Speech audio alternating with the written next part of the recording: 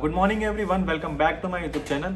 तो आज मैं अपने दोस्त के मेडिकल पे आया हूँ, ठीक है। जैसे कि आपने देखा होगा कि इससे पहले मैंने ब्लॉग डाला हूँ, ठीक है। तो वही दोस्त है, उसके बाद उसके मेडिकल पे आया हूँ। तो आज हम उसकी जर्नी के बारे में पूछेंगे कि उसको कैसे जॉब मिली दुबई के अंदर, यूएई के अंदर, ठीक है। उसको कितना स्ट्रगल करना पड़ा, क्या उसके क्या क्वालिफाई करने के लिए कितना टाइम लगता है, ठीक है। बहुत सारे स्टूडेंट के बहुत सारे क्वेश्चंस है, सारे क्वेश्चंस को मैंने अपने दिमाग में रखा हूँ, ठीक है। और थोड़ा बहुत हमने पेपर पे भी लिख लिया, तो हम उस क्वेश्चन को मैं उससे पूछूंगा और वो एक्सप्लेन करेंगे कैसा क्या है। तो मैं आपको इन्वाइट करता हूँ, ठीक है। आइए बैठिए। Thank you so much for invite me. Okay, आपका नाम क्या है? मेरा नाम तुराब अहमद है। तो आप कहाँ से, मतलब आप कहाँ से आप कहाँ से हो?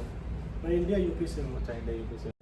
तो आप जरा अपनी जर्नी के बारे में बताएंगे कि आपको दुबई में आप कैसे आए और जॉब कैसे लगी, ठीक है। आपकी क्वालिफिकेशन क्या? पहला क्वेश्चन हम यही लेते हैं, आपका क्वालिफिकेशन क्या है? मेरा क्वालिफिकेशन बैचलर ऑफ फार्मेसी है, बी फार्म मैंने किया है। हाँ, तो बी फार्म आपने किया हुआ है, ठीक है। तो ये मतलब आपको डीएचए के बारे में कैसे मालूम पड़ा? डीएचए के बारे में मालूम पड़ा, मेरे भैया है, हाँ। कि जो भैया है वही हमको सजेस्ट किए थे, बाकी मैंने वीडियो को देखा था। अच्छा, वीडियो देखे थे आपने? हाँ। तो वीडियो देखे थे, फिर ये नहीं मतलब एक डीएचए के बारे में। तो ये डीएचए के एग्जाम के लिए क्वालिफाई क्या होना चाहिए, मतलब क्या क्राइटेरिया होना चाहिए कि हम डीएचए का एग्जाम दे सकते हैं? तो सबसे पहले आप या डी फार्म किया हो, या बी फार्म किया हो, या बी फार्म के बाद एम फार्म या फार्म डी किया हो, तो आप डीएचए एग्जाम दे सकते हैं। डीएचए एग्जाम दे सकते हैं, मतलब ऐसा है। लेकिन एक होता है जैसे डी फार्म करने के बाद एक असिस्टेंट फार्मेसी होता है, ठीक है। बी फार्म के बाद एक डीएचए फार्मासिस्ट होता है, ठीक है। कि मैं डी फार्म किया, 2 डिप्लोमा इन फार्मेसी किया, फिर मैंने 2 साल एक्सपीरियंस लिया एज अ फार्मासिस्ट के अंदर या हॉस्पिटल फार्मासिस्ट के अंदर, तो फिर मैं एग्जाम के लिए एलिजिबल हूँ। तो असिस्टेंट फार्मासिस्ट को बोलते हैं। तो डिफरेंस क्या है एक असिस्टेंट फार्मासिस्ट में और एक फार्मासिस्ट में? डिफरेंट होता है, जो असिस्टेंट फार्मासिस्ट होता है, जो असिस्टेंट फार्मासिस्ट होता है वो फार्मासिस्ट के अंडर में काम करता है। अच्छा, अंडर में काम करता है। अच्छा, और मैंने ये भी देखा कि मतलब अगर हम कोई भी, मतलब मैं फार्मेसी में काम कर रहे हैं फॉर एग्जांपल, ठीक है। अगर कभी जैसे हमारे यहाँ पे डीआई आता है, ड्रग इंस्पेक्टर, और यहाँ पे डीएचए ऑफिसर आता है, ठीक है। अगर जब वो डीएचए ऑफिसर आता है, सबसे पहले वो असिस्टेंट फार्मेसी पूछता है कि फार्मासिस्ट के पूछता है? फार्मासिस्ट। अच्छा, फार्मासिस्ट को पूछता है। मतलब एक मेडिकल के अंदर हमको एक फार्मासिस्ट चाहिए, जब तक वो मेडिकल खुला है तब तक एक फार्मासिस्ट चाहिए। तो जैसा कि ना बहुत सारे ना तौर भाई ना बहुत सारे स्टूडेंट के पास मुझे मैसेज आता है, फ़ोन आता है, ठीक है, कि एक डीएचए एग्जाम के लिए हम क्वालिफाई कब होते हैं, ठीक है। हम पास आउट होने के बाद होते हैं या पास आउट होने से पहले होते हैं? जरा उसके बारे में मेरे व्यूवर्स को बताएंगे आप। जैसे आपने डी फार्म या बी फार्म किया है, हाँ जी। आपके फाइनल ईयर जो मार्कशीट होता है, जैसे डिप्लोमा हो तो डिप्लोमा का फाइनल ईयर, हाँ। और जब बैचलर होता है तो लास्ट ईयर मार्कशीट से आपका एक्सपीरियंस काउंट होता है। अच्छा, मतलब जो हमारा मार्कशीट, जो पासिंग सर्टिफिकेट, उस पर जो डेट रहती है, फॉर एग्जांपल 2020 की डेट है, तो हम 20, 21 और 22 2 साल में 2 साल का एक्सपीरियंस होना चाहिए। 2 साल के बाद एलिजिबल हो सकते हैं डीएचए एग्जाम देने के लिए। अच्छा, 2 साल के बाद एलिजिबल हो सकते हैं। अच्छा, आपको अगर मुझे डीएचए एग्जाम देना है तो मैं किस फील्ड में एक्सपीरियंस लूँ 2 साल का? आप रिटेल फार्मेसी में या हॉस्पिटल फार्मेसी में आप एक्सपीरियंस ले सकते हैं। अच्छा, ले सकते हैं। अच्छा, तो भाई आपने एक्सपीरियंस कहाँ से लिया था?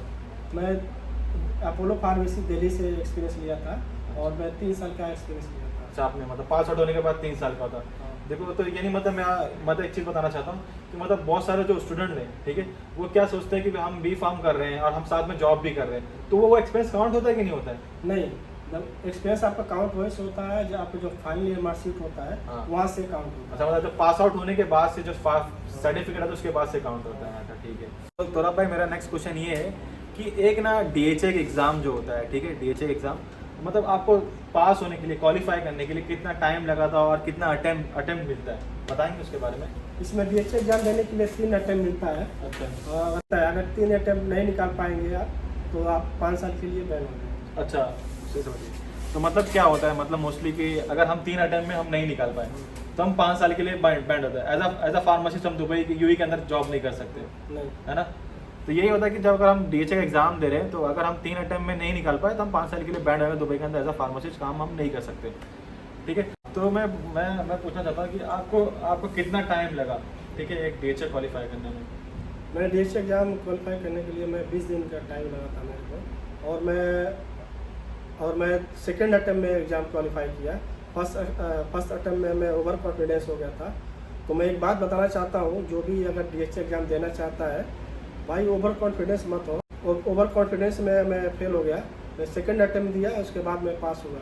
हाँ, लेकिन अब देखो ना, जैसे आपको अपने को मालूम है कि अब ना एकदम से सब चेंज हो गया, सिलेबस चेंज हो गया, लगभग 1 साल होने आया है सिलेबस को चेंज होने में, अब बहुत टफ हो गया है, ठीक है। तो हमको ये होना चाहिए कि कितना टाइम लगता है पढ़े, अगर अब से अगर आप पढ़ाई करेंगे तो कितना टाइम में हमको एग्ज़ाम देना चाहिए, मैक्सिमम कितने महीने में एग्ज़ाम देना चाहिए? देखो, अगर कोई DHA आप देना है, जो DHA एग्ज़ाम आप देना चाहता है, वो मैक्सिमम 3 महीने से मैक्सिमम 3 महीने तक आप अच्छे से पढ़ें, उसको अच्छे से तैयारी करें, फिर इसके बाद DHA एग्ज़ाम दें। ठीक है, तो मतलब 3 महीना भी लगेगा एकदम से, क्योंकि मैं देख रहा हूँ कि क्वेश्चन बहुत ही टफ पूछ रहे हैं, मतलब केस स्टडी बहुत ज़्यादा पूछने लगा है, कैलकुलेशन बहुत ज़्यादा पूछने लगा है, केमिस्ट्री भी आ गया है। मेन तो केस स्टडी और ये बहुत ज़्यादा डिफिकल्ट कर दिया कि मतलब अब तो ऐसा हो गया केस स्टडी के जो क्वेश्चंस होते हैं ना, वो पूरा ना तुमको ना लैब रिपोर्ट दे देगा, क्वेश्चन दे देगा, तुमको आंसर लिखना रहेगा, ठीक है। केस स्टडी किसको कहते हैं कि सर फॉर एग्जांपल एक पेशेंट है, इसने ये मेडिसिन खाया, उसको ये साइड इफेक्ट हो रहा है, अगर ये 3 मेडिसिन ले रहा है तो कौन सी मेडिसिन नहीं लेना चाहिए, तो ये सब क्वेश्चन ज़्यादा पूछ रहे हैं, ऐसे क्वेश्चन पूछ रहे हैं। क्योंकि यहाँ पे जो एक ऐसा फार्मासिस्ट जब काम करता है इधर पे यूई के अंदर, तो पेशेंट ऐसे ले आते हैं, काउंटर पे आते हैं, लोग बोलते हैं मुझे ये तकलीफ ये हो रही है, तो आपको वैसा ट्रीटमेंट करना पड़ता है वो हिसाब से। तो भाई जैसे कि मैं भी तो आया हूँ, मैं भी इंडिया मुंबई से आया हूँ इधर पे, तो ठीक है, तो आप भी यूपी से आए हो, ठीक है। तो यूपी से मतलब आना इधर पे, मतलब दुबई के अंदर आना क्यों, मतलब क्या है रीज़न, क्या है इसके पीछे? इसका सबसे बड़ा रीज़न ये है कि इंडिया में सैलरी बहुत कम है और यहाँ पे एडवांटेज ज़्यादा है। यहाँ पे आप 2 साल तक अच्छे से जॉब करके अच्छा सेविंग कर सकते हैं। हाँ, तो तोराब भाई नेक्स्ट क्वेश्चन ये है कि आपको मतलब इंडिया में रह के अप्लाई करके, ऑनलाइन अप्लाई करके जॉब मिल सकती है कि नहीं, या मतलब हमको आना पड़ेगा दुबई में जॉब ढूंढने के लिए? कैसे आपको जॉब मिली, आप अपने बारे में बताइए ज़रा। तो जैसे मैं DHA एग्ज़ाम क्वालिफाई किया, उसके बाद हमें एलिजिबिलिटी लेटर मिला और मैं इंडिया में ही लिंक्डइन पे एक ID बनाया, वहाँ से मैं इंडिया से ही अप्लाई करना शुरू कर दिया था। तो जैसे अप्लाई किया था, उसके बाद मेरे पास एक कॉल आया था, तो एक फार्मेसी से हमारे पास एक कॉल आया था, तो वहाँ पे इंटरव्यू हमारा हुआ फ़ोन पे। तो उन्होंने बोला कि आप दुबई में आओ, फिर मैं आपका इंटरव्यू लेगा, फिर सैलरी का बात होगा। तो जैसा उसने बोला कि फ़ोन पे कि भाई कि इंटरव्यू उसने फ़ोन पे लिया, ठीक है, आपने सैलरी के बारे में उसको बोला, फिर उसके बाद क्या हुआ? फिर आने के बाद यहाँ पे ऑफलाइन इंटरव्यू हमारा हुआ था। अच्छा। तो बोला था मैं 2 से 3 दिन के बाद मैं आपको बता दूंगा। हाँ। उसी दिन मैं जैसा कि मैं बताया था, लिंक्डइन पे बहुत सारा अप्लाई कर चुका था। हाँ। जैसे कि मैं बताया था कि लिंक्डइन पे इंडिया से ही मैं अप्लाई कर चुका था। तो उसी दिन शाम पे जहाँ पे अभी मैं काम कर रहा हूँ, वहाँ से कॉल आया था। अच्छा। तो फिर मैं अगले दिन यहाँ पे आया, हाँ। तो यहाँ पे मैं सेलेक्ट हो गया। अच्छा, फिर यहाँ सेलेक्ट हो गया, मतलब फिर वहाँ पे फिर वहाँ से फ़ोन नहीं आया? नहीं, फिर उसके बाद वहाँ से फ़ोन आया। अच्छा। यहाँ पे सेलेक्ट होने के बाद दो दिन के बाद यहाँ पे कॉल आया मेरे को। अच्छा। तो मैं ऑलरेडी यहाँ पे ज्वाइन कर रहा। फिर उसके बाद आपने जब पहले इंटरव्यू जब यहाँ पे आप सिलेक्ट हो गए थे, ठीक है, जहाँ पे अपने पहले इंटरव्यू दिए थे आपने, ठीक है, उसके 2-3 दिन में कॉल आया, तो दोनों की सैलरी सेम थी या अलग अलग थी? सैलरी सेम थी। सैलरी सेम थी, तो इसके लिए आपने बोले जहाँ पे जो जल्दी मिल जाता वो मिल जाता। आपने टोटल कितना इंटरव्यू दिए? मैंने 5-6 इंटरव्यू दिया था, जिसमें से 3 जगह मेरा समझो सेलेक्ट हो गया था। अच्छा। एक जगह सैलरी बहुत कम था। अच्छा। अच्छा, मतलब 5 इंटरव्यू देने के बाद आपका 3 जगह से सिलेक्शन आ गया था, और सैलरी कम होने की वजह से आपने वहाँ पे वो काम नहीं किया, फिर आपने डायरेक्ट यहाँ पे जहाँ पे कॉलेज दी। तो भी लगभग कितने दिन में आपको जॉब लग गई? 2 से 3 दिन। 2 से 3 दिन में, बहुत यार बहुत अच्छा है। वरना यहाँ पे स्टूडेंट लोग बहुत कॉन्ग्रेचुलेशन आपको कि बहुत जल्दी जॉब मिल गई, वरना कितने स्टूडेंट लोग को बहुत स्ट्रगल करना पड़ता है, ठीक है। तो आप जो स्टूडेंट जो आते हैं, ठीक है, एज अ फ्रेशर, इनका कोई पहचान वाला नहीं रहता, मेरा भी पहचान वाला नहीं, आपका भी पहचान वाला नहीं है, तो क्या करना चाहिए जॉब ढूंढने के लिए कि जल्दी से जल्दी जॉब मिल जाए? देखो, जो भी अगर दुबई में जॉब सर्च करने के लिए आ रहा है DHA एग्जाम देने के बाद, वो ऑनलाइन अप्लाई करे और डोर टू डोर जाए। अच्छा, जैसे मतलब बहुत सारा एप्लीकेशन है, लिंक्डइन है। मतलब जो बहुत सारे ऑनलाइन में हम ज़्यादा प्रीफर करते हैं इंडीड और लिंक्डइन को ना। लिंक्डइन बहुत सेफ है, ऐसा है क्योंकि हमको जल्दी से जॉब मिल जाती है, कोई कंसल्टेंसी नहीं मिलती वहाँ पे मोस्टली, है ना। और डोर टू डोर मतलब हमको सिंगल फार्मेसी में जाना चाहिए। देखो यार कि अगर हम एज अ फ्रेशर हम काम करने के लिए अगर दुबई के अंदर है, तो यहाँ पे रहने का बहुत एक्सपेंस है, तो जितने जल्दी जो इंसान को जॉब मिल जाता है उसका हेडेक कम हो जाता है ना। तो यानी मतलब जल्दी घर से निकलना चाहिए, उसको जॉब ढूंढना चाहिए, डोर टू डोर जाना चाहिए, हेड ऑफिस जाना चाहिए। यहाँ पे बहुत सारी फार्मेसी, चैन फार्मेसी होती है, जो लाइफ हो गई, एस्टर हो गई, सुपर केयर हो गई, मेड7 हो गई। तो इसके हेड ऑफिस में जाकर हमको रिज्यूम सबमिट करना का, और सबमिट करने के बाद हमको रिस्पांस मिल जाता है और जॉब हमको इजीली मिल जाती है, ठीक है। क्योंकि एक हमारे पास एक लाइसेंस होता है, DHA फार्मासिस्ट लाइसेंस होता है, तो जॉब ढूंढने में इतनी दिक्कत, मिलने में इतनी दिक्कत नहीं होती। मोस्टली अगर इंसान मेहनत करता है तो उसको मिल जाती है, ठीक है। लेकिन यहाँ पे देखा मैंने कि जब मैं भी आया था, ठीक है, कि मैं भी जॉब ढूंढ रहा था, बहुत सारी कंसल्टेंसी होती है, तो कंसल्टेंसी में आपकी क्या राय है? उसमें हमारे पास आपको कोई कॉल आया था कंसल्टेंसी से ऐसे जॉब के बारे में, या कुछ चार्ज लेते हैं क्या है वगैरह, कैसे करवाना सही है कि नहीं वो बताइए। हमारे पास एक दो कॉल आया था हमारे पास। अच्छा। वो क्या बोलो ना। एक्चुअली वो बताते हैं कि मैं इतना आपका पैसा लूँगा या जॉब से पहले या जॉब के बाद। अच्छा। पास और कोई कॉल आता है तो कंसल्टेंसी से, तो आप अगर बोलता है कि पहले पैसा दो फिर मैं आपको जॉब दिलवाऊंगा, तो आप उसको कांटेक्ट मत करें, उसके संपर्क मत रहें। अगर बोलता है कि आपको जॉब मिलने के बाद मैं आपको पैसा लूँगा, तो आप ट्राई कर सकते हैं। मतलब सही है, यानी मतलब जो भी बहुत सारी कंसल्टेंसी रहती है दुबई के अंदर, ठीक है। अच्छा, इंडिया के अंदर भी कंसल्टेंसी जो पैसा लेती है और कंपनी गायब हो जाती है, तो यहाँ पे भी बहुत सारी कंसल्टेंसी होती है, लेकिन हमको कंसल्टेंसी के थ्रू नहीं जाना है, क्योंकि हमारे पास पहले से एक फार्मासिस्ट लाइसेंस है, तो जॉब तो हमको इंशाल्लाह मिल जाएगा अगर हम अच्छे से उसको ढूंढेंगे, है ना। तो बेहतर ये, अगर कोई कंसल्टेंसी बोलती है कि भाई हम जॉब लगने के बाद आप पहुँचा देना, तो वो ओके, ठीक है, ओके, नॉट बैड, हमको कर लेना चाहिए।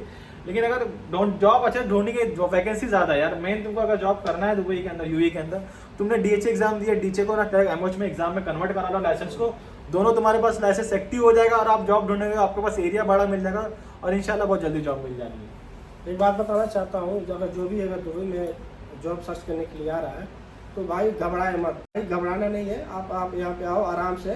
तो भाई सबको थोड़ा टेंशन रहता है, सबको थोड़ा सा टेंशन रहता है कि जॉब मिलेगी नहीं मिलेगी, लेकिन भाई हिम्मत नहीं हारना है। अपना आओ, अपना डोर टू डोर फार्मेसी पे अपना CV ड्रॉप करो और ऑनलाइन ऐप पर अपना CV अपडेट करते रहो। तो भाई मेरा नेक्स्ट क्वेश्चन ये है कि मतलब एक एज अ फार्मासिस्ट का, ठीक है, दुबई यूएई के अंदर क्या मतलब क्या रोल होता है, कि ड्यूटी टाइमिंग क्या रहती है, उसकी छुट्टी कितनी रहती है, कब छुट्टी मिलती है, एक साल में कितनी छुट्टी मिलती है, सुनने में आता है कि एक साल में 1 महीना छुट्टी मिलती है, टिकट कंपनी प्रोवाइड करती है कि नहीं करती, अकोमोडेशन देती है कि नहीं देती, जरा उसके बारे में आप बताएंगे। दुबई के अंदर, यूएई के अंदर सैलरी आपका 3,000 से लेके मैक्सिमम 5,000 तक स्टार्टिंग सैलरी रहता है। अच्छा, ऐसा। और ड्यूटी टाइम की बात करें तो 8 घंटा से लेकर 9 घंटा आपका ड्यूटी टाइम रहता है, जिसमें से 1 घंटा रेस्ट रहता है। हाँ, लेकिन तो बहुत सही है, मतलब ड्यूटी का टाइमिंग 8 घंटे से 9 घंटा, लेकिन ऐसा इंडिया में नहीं होता यार। मैंने भी मुंबई में काम किया हूँ, वहाँ पे 12-12 घंटा काम करना पड़ता है एज अ फार्मासिस्ट लोग को, फिर हफ्ते में भी हाफ डे हाफ छुट्टी नहीं मिलती है एज अ फार्मासिस्ट को, एक रिटेल शॉप पे अगर वो काम कर रहा है तो। यहाँ पे छुट्टी रहती है, हफ्ते में एक छुट्टी रहती है, हफ्ते में 1 दिन छुट्टी रहती है। और ये जो साल में छुट्टी मिलती है, वो साल में 1 महीने का आपको छुट्टी मिलती है। कई जगह कंपनी आपको टिकट प्रोवाइड करती है, एक तरफ से करवाती है, एक तरफ से आपको खुद लगाना पड़ता है। अच्छा, जैसे गौरव भाई 1 महीने की 1 साल मेरा होने वाला है, फॉर एग्जाम्पल मेरा 1 साल होने वाला है, मैं 1 महीने की छुट्टी पर जा रहा हूँ, तो कंपनी मुझे क्या क्या प्रोवाइड कराएगी? आपको एक तरफ से टिकट प्रोवाइड करेगी और आपको जो 1 महीना जो भी मिलेगा, हाँ। आपको उस महीने का सैलरी प्रोवाइड करेगी। हाँ, ठीक है, मतलब अच्छा बेनिफिट है, मतलब आपको साल में पूरा काम करेगा तो 1 महीने छुट्टी मिलेगी, पैड सैलरी मिलती है, मतलब पूरे वो महीने की सैलरी मिलेगा और एक तरफ का टिकट भी मिलेगा। और ना अगर एक तरफ का कंपनी टिकट नहीं देती कोई भी कंपनी, तो मुझसे 2 साल में जब होने वाला था तो आने की टिकट देती है, ऐसा है ना।